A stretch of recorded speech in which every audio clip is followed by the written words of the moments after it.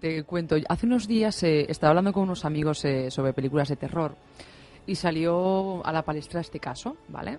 Eh, una de las personas que estaba allí pues lo comentó, ¿no? Decirte que a mí no me gustan nada las películas de terror ni este tipo de cine. Yo lo paso, la verdad, que bastante mal. Leerte un libro es diferente, sabes que, bueno, es más tranquilo, entre comillas, ¿no? Yo creo que mi imaginación, si leo un libro, no es tan dura como ver las imágenes reales de las películas, ¿no? Bueno, dicho esto, uno de estos amigos me comentó este caso en concreto, pues lleno de experiencias paranormales, exorcismos, etcétera, etcétera, ¿no? Así que, ¿qué hice yo? Bueno, pues me puse a investigar y me topé efectivamente con dos documentos importantes. Por un lado, el libro de Jack Small, uno de los protagonistas, contando la terrible historia vivida por su familia y que tituló The Haunted One's Family Nightmare, que sería algo así como El embrujo, la pesadilla de una familia. Lo publicó en el año 1988.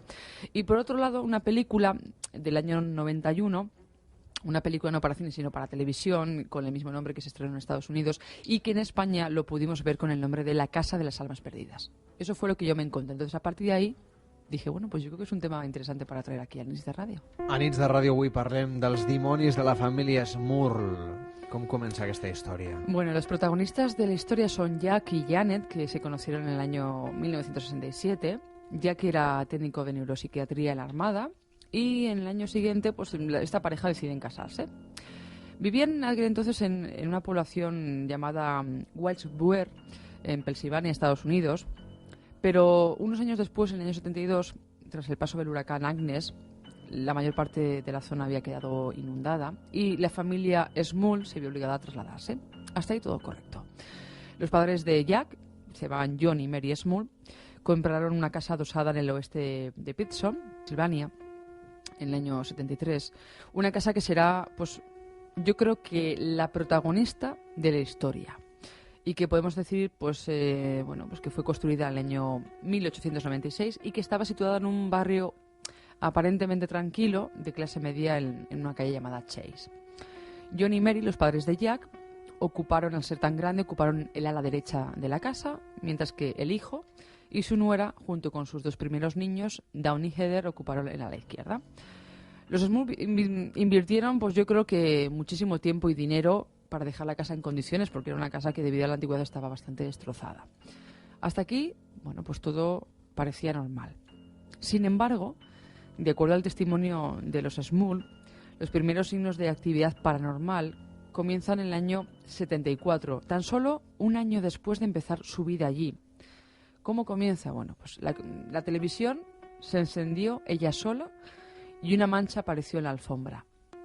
Tiempo después, las tuberías empezaron a gotear agua, pese a haber sido soldadas por un fontanero recientemente, o mejor dicho, en repetidas ocasiones. Pero esto no fue lo más llamativo. Lo llamativo realmente del suceso fueron los profundos arañazos que aparecieron en el marco de la puerta del baño. En el paso de los meses, la actividad en la casa iba en aumento, cada vez iban aconteciéndose más hechos insólitos. Como bien decías, en ese año 75, Jack y la hija mayor de la familia fueron testigos de la aparición de gente flotando alrededor de su dormitorio. No se sabe si eran, yo creo que eran fantasmas, no eran personas vivas, evidentemente. Pero no solo eso, sino que además se oían pasos de forma continua en las escaleras, los cajones se abrían y cerraban solos, la cisterna del cuarto de baño se descargaba sola, la radio y televisión se encendían también solas, y las mecedoras vacías se mecían y crujían como si alguien en realidad estuviera sentado en ellas. A esto había que añadirle el olor fétido que empezó a impregnar toda la casa. ¿Vale? Es un olor, yo creo, característico de las casas a las que le suceden los llamados casos Poltergeist, ¿no? Como la película. Fue pasando el tiempo y con él los fenómenos, sobre todo en el 85, cuando con la llegada de las gemelas Shannon y Karin, la familia, debido a estos hechos, pues yo creo que por desgracia iban abocados cada vez más a la desesperación esta familia. La casa alcanzaba temperaturas de bajo cero, aunque no os lo creáis, así es, de bajo cero. Y se oían voces hablando en un tono muy elevado que no pertenecían a nadie de la familia. Parecía que había gente viviendo allí. Uno de los días en que Janet estaba en el sótano, la mujer de Jack, estaba allí haciendo la colada. Yo creo que los norteamericanos además tienen la manía de poner en los sótanos de las casas el lugar de la lavadora.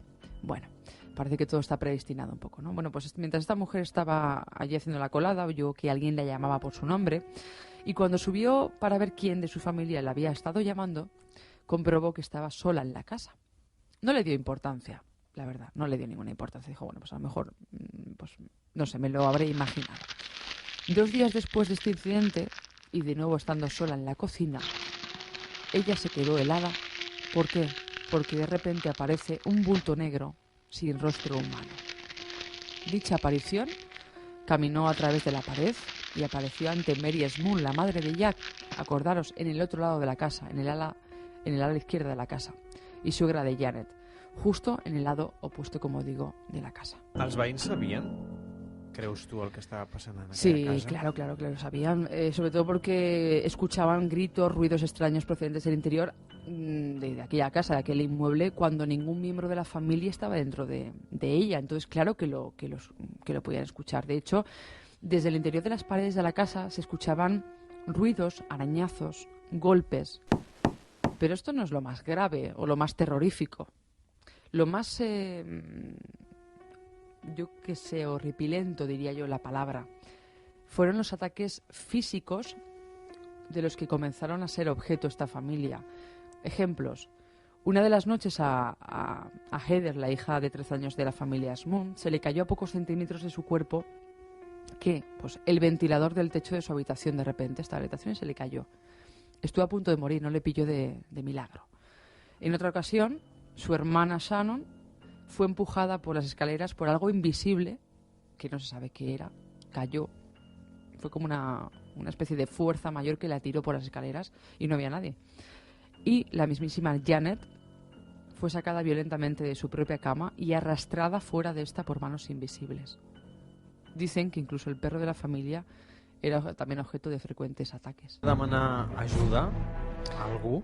Bueno, pues estaban tan desesperados esta gente que, claro, la situación era alarmante, así que Janet decidió pedir ayuda, como tú dices, evidentemente a alguien, pues a investigadores psíquicos y a demonólogos, a 2 en concreto, a Ed y a Lorraine Warren. En el año 86, los Warren, estos hermanos, llegaron a la calle Chase, donde vivían la familia Smoon, y comenzaron su investigación acompañados por Rosemary Fu, una enfermera diplomada y además psíquica con la que recorrieron la casa. Rosemary, esta psíquica, señaló mientras paseaba por una de las estancias, en concreto, que un armario del dormitorio principal era, digamos, que el punto de intersección o el punto de mediación entre el mundo del más allá, es decir, el mundo de los muertos, y nuestro mundo, el mundo de los vivos. Ahí había como una especie de infección, entre comillas, ¿no? Según ella, detectaba 4 entidades malignas en el edificio que habían permanecido en estado latente dentro de este.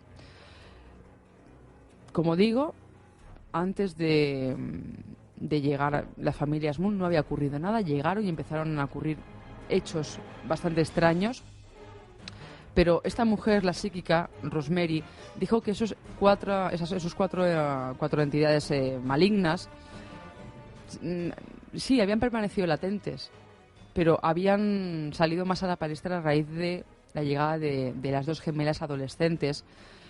¿Por qué? Porque empezaron a utilizar su energía para manifestarse. Hay que decir que los niños y la gente adolescente tienen una energía bastante grande, tiene una energía además muy manipulable, y los espíritus normalmente se aprovechan, entre comillas, de esa energía para poder subsistir. Los espíritus que nos rodean, sobre todo aquellos que son malos, que por suerte no son muchos o no es lo frecuente cuando estamos en nuestra casa, no es lo frecuente tener un espíritu maligno alrededor,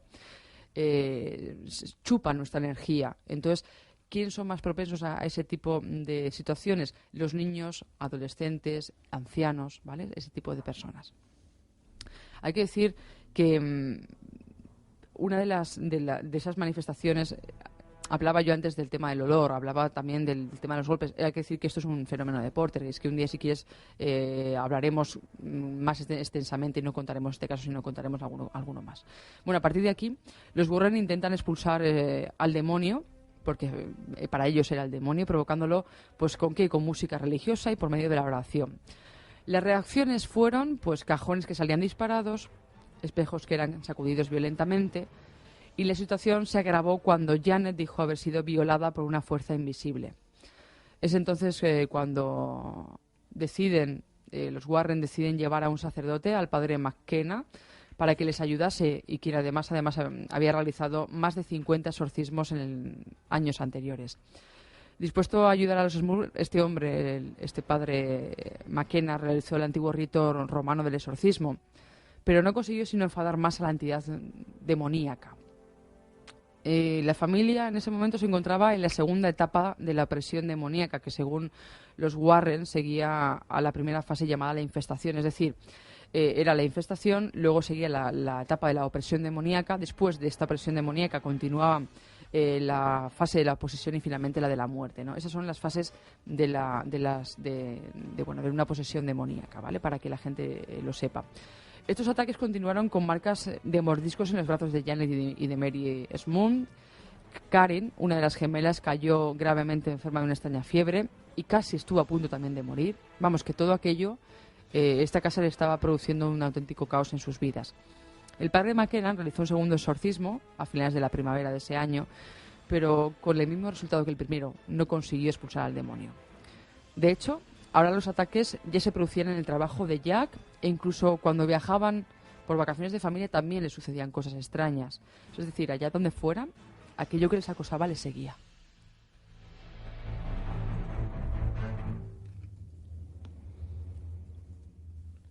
Ens parles també de l'alternativa de la premsa. Sí, en vista de todo lo que estaba aconteciéndose, ¿no? Los Smurl deciden probar de alguna manera otra forma de poner fin a su calvario y deciden conceder una entrevista a un medio de comunicación, por eso de ahí la alternativa a la prensa, ¿no? A un diario llamado Sunday Independent en su localidad en agosto del año 86. Pues ¿para qué? Para hacer pública su historia y ver si alguien podría ser capaz de ayudarles, ya que el McKenna, el padre y los hermanos Warren hasta ese momento no estaban consiguiendo el resultado que esperaban, ¿no? Les ayudaban pero no conseguían expulsar a esa gente de allí, esos espíritus malignos. Finalmente, gracias a esa entrevista, pues que además diera vuelta al mundo, la diócesis católica romana se ofreció a hacerse cargo de las investigaciones.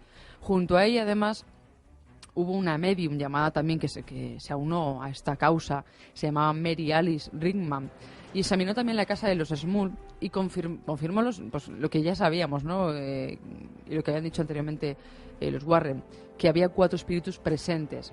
Ella los identificó. Los Warren no habían conseguido identificarlos. Ella sí. Identificó a un hombre llamado Pedro, que había asesinado a su esposa y amante y que más tarde había sido colgado por una muchedumbre encolerizada. También identificó a una anciana llamada Abigail, a un tercero que describió como un poderoso demonio, pero sobre el cuarto espíritu maligno no llegó a dar ningún detalle al respecto.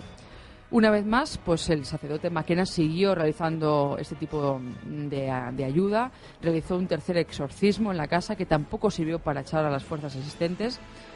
Y pues cómo estaba aquella familia, pues hundida, cansada por los acontecimientos.